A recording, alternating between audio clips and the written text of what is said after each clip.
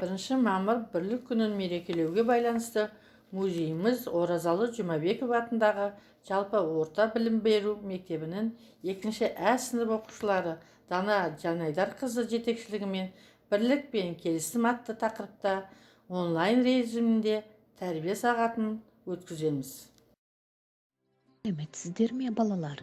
Бүгін біз онлайн режимінде ауданымыздың Сәкен Сейфуллин мұражайымен бірлесіп 1 мамыр Қазақстан халықтарының бірлігі күнін бірге атап өтетін боламыз. Қазақстан көп ұлтты мемлекет. 1 мамыр күнін ұлттар достығы күні деп тойлаймыз. Бірлігіміз жарасып, дамыған мемлекет болу мақсатымыз.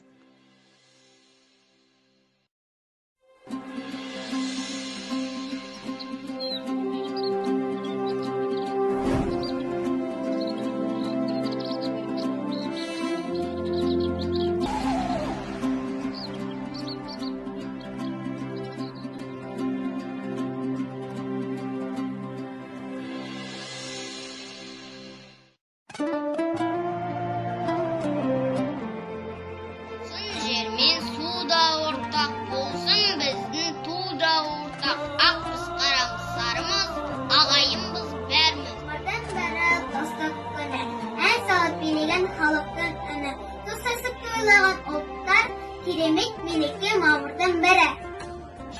Бейбітшілік ұраны, шақыраған алтын күн, ән қанатты қыраны, еркіндігі халқымның. Дос болайық бәріміз, жарасып тұранымыз, тыныштықты сақтаймыз, атсын күліп танымыз. Дос болып түрлі халықтар, жасайтуған ғасыр мен. Бақыт шының әлемге ұмытылмас асаумын. Жан біткенде жас бала, суға ойнап арайлы. Күн күлімде басқанда мамыр айына тарайды. Күннің бірі достық күні, ән салып билеген халықтың үні. Тұтасып тойлаған ұлттар, керемет мереке мамырдың бірі. Соғыс елімде қандай үшін бүгінде, болмасын соғыс, болмасын бар әлемде, бейбітшілік болмасын. 1 мамыр Қазақстан халқының бірлігі күні. Татулық мәңгі жасасын, біз біргеміз.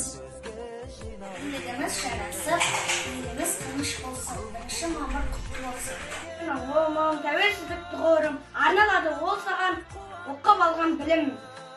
Бірі достық күні, ән салып береген халықтың үні. Тұтасып тойлаған ұлттар, керемет мереке мамырдан бері. Бейбітшілік күні құтты болсын. Бейбітшілік күні құтты болсын. Бейбітшілік күні құтты болсын. Мереке құтты болсын. 1 мамыр бірлік күні құтты болсын. Бірлік күні құтты болсын.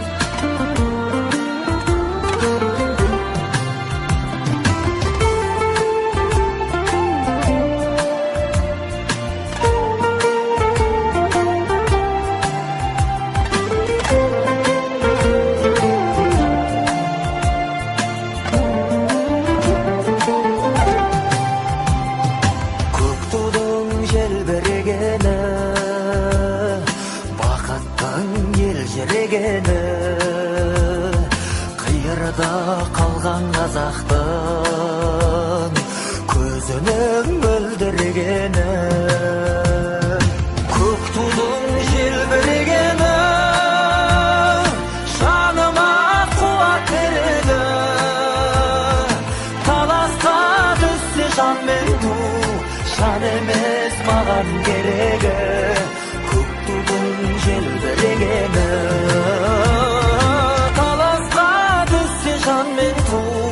Жан емес маған керегі, көк тудың желбірегені.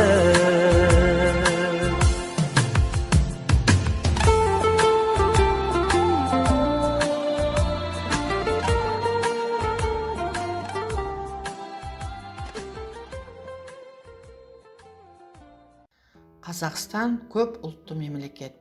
Онда қазақтар, орыстар, ұйғырлар, өзбектер, корейлер, украиндар, дүнгендер және тағы басқа ұлт өкілдері тұрады.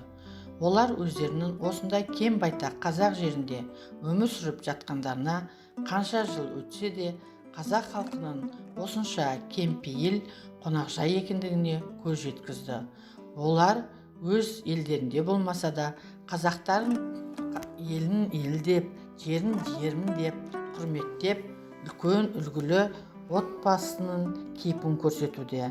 Әлем халықтарының мұндай көп ұлттан құрылған мемлекетте осыншалық тату тәтті бейбітшілікте өмір сүріп отырғандығы біздің елдің арқасы, және олар мұны жақсы біледі. Рахметтері шексіз екендіктерін білдіреді. 1995 жылы ұлтаралық татулық пен тұрақтылықтың феномені Қазақстан халықтары ассамблеясы құрылды. Бұл ешбір елде болмаған ерекше саяси маңызы зор құрылым.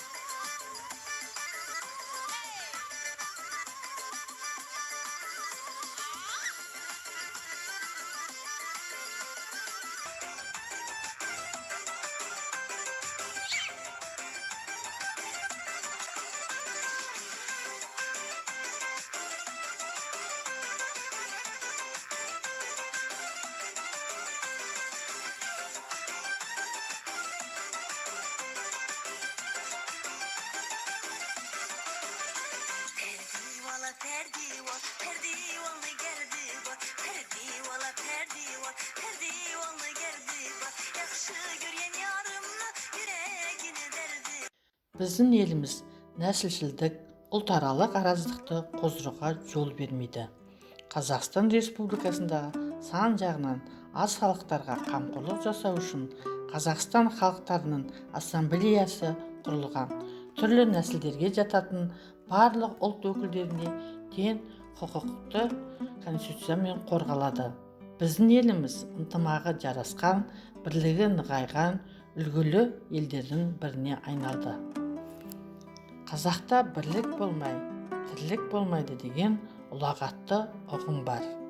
Ендеше елімізде бейбіт өмір сүріп жатқан ұлттар мен ұлыстар өкілдерінің татулығы артып, қазақ елінің нығайып, өркендеуіне өз үлесімізді қоса берейік.